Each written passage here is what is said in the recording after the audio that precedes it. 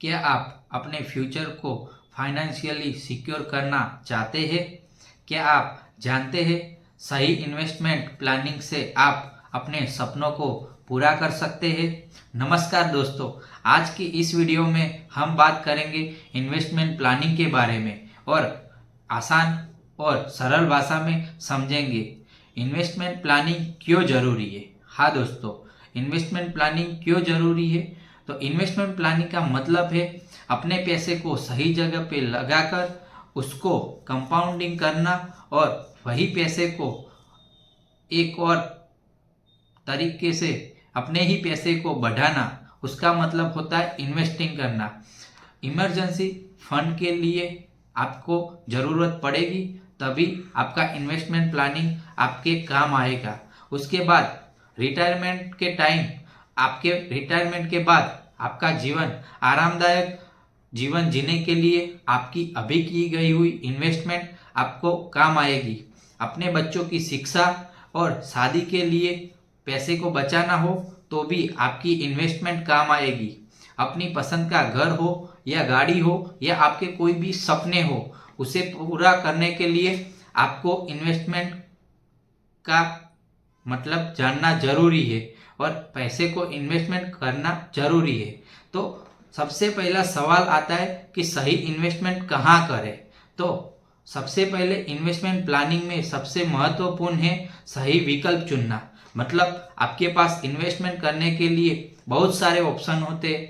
जैसे सबसे सुरक्षित ऑप्शन है पहले नंबर पे फिक्स्ड डिपॉजिट, जिसे हम एफडी बोलते हैं। उसमें आपका अमाउंट सुरक्षित रहता है लेकिन आपको रिटर्न कम मिलता है। दूसरे नंबर में म्यूचुअल फंड आता है, जो प्रोफेशनल मैनेजमेंट फंड होता है। उसमें बेहतर रिटर्न मिलते हैं की संभावना होती है। मतलब आपको औसतन 12 से 15% का रिटर्न आराम से मिल जाता है। उसके बाद शेयर मार्केट आता है, उसमें हाई रिस्क होता है और हाई रिटर्न होता है। उसमें भी आप शेयर मार्केट में स्मॉल कैप, मिड कैप और लार्ज कैप में तीनों इंडेक्स में आप अपने हिसाब से स्टॉक पसंद करके आप इन्वेस्टमेंट स्टार्ट कर सकते हैं। उसके बाद चौथे नंबर पे आता है गोल्ड में आप इन्वेस्ट कर सकते हो।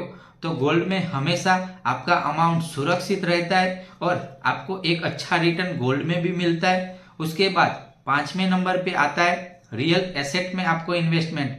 मतलब आप लॉन्ग टर्म में एक अच्छा रिटर्न बनाओगे रियल एसेट के साथ जुड़कर। वो आप किसी भी जमीन को बेच के या कहीं पर आप अपना दुकान या कुछ ऐसा रियल एसेट में इनकम सोर्स जनरेट कर सकते हो, जहां से आपका रेंट आ रहा हो या आपने इन्वेस्टमेंट कर दिया हो और लॉन्ग टाइम में आपको उस पे एक अच्छा रिटर्न मिल सके। तो ये थे 5 इन्वेस्टमेंट के ऑप्शन थे। तो अभी हम आपने देख लिया कि इन्वेस्टमेंट के 5 ऑप्शन तो देख लिए कि कहाँ इन्वेस्टमेंट करना है, लेकिन हर एक इन्वेस्टमेंट के साथ रिस्क को भी समझना जरूरी है। उस हिसाब से हमें प्लान बनाना चाहिए। तो इन्वेस्टमेंट करने से पहले हमेशा इन्वेस्टमेंट में एक रिस्क होता है, लेकिन सही प्लानिंग से अगर आप इन्वेस्टमेंट करते हो और प्लानिंग को मैनेज करते हो तो आप ऑलवेज एक अच्छा रिटर्न बना सकते हो। तो उस हिसाब से हम उसको भी 3 टाइप में डिवाइड कर सकते हैं। सबसे पहला होता है शॉर्ट टर्म इन्वेस्टमेंट, दूसरा होता है लॉन्ग टर्म गोल्स और तीसरा होता है डाइवर्सिफिकेशन गोल्स। तो आप शॉर्ट टर्म में आप कम रिस्क वाले ऑप्शन चुन सकते हो, जैसे कि एफडी। दूसरे नंबर पे आता है लॉन्ग टर्म गोल्स, उसमें आप एसआईपी या म्यूचुअल फंड के साथ जा सकते हो या शेयर बाजार या रियल एसेट में भी आप इन्वेस्टमेंट कर सकते हो। और थर्ड नंबर पे आता है डाइवर्सिफिकेशन इन्वेस्टमेंट। उसमें आपको हर एक में थोड़ा थोड़ा करके सब में इन्वेस्टमेंट करना रहता है। उसमें आपको शॉर्ट टर्म में भी इन्वेस्टमेंट करना होता है, लॉन्ग टर्म में भी इन्वेस्टमेंट करना होता है और आप डाइवर्सिफिकेशन के जरिए वो सभी इन्वेस्टमेंट कर सकते हो। उसके बाद अगर आपने इन्वेस्टमेंट कर तो दिया, लेकिन इन्वेस्टमेंट शुरू करने से पहले इन्वेस्टमेंट कैसे शुरू करें वो भी आपको समझना जरूरी है।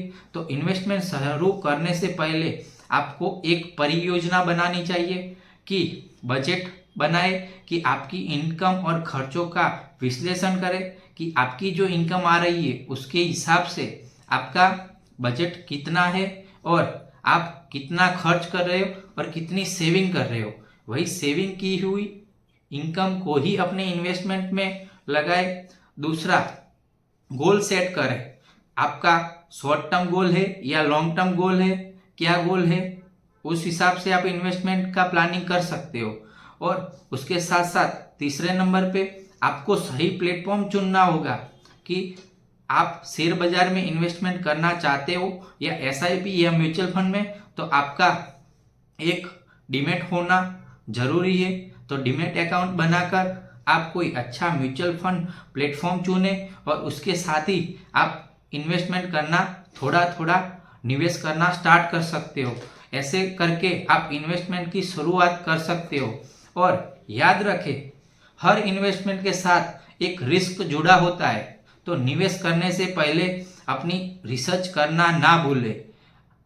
जरूरत हो तो आपका फाइनेंशियल एडवाइजर भी आपके पास होना चाहिए और उसके साथ आप चर्चा विचार कर सकते हो और सलाह उसकी ले सकते हो।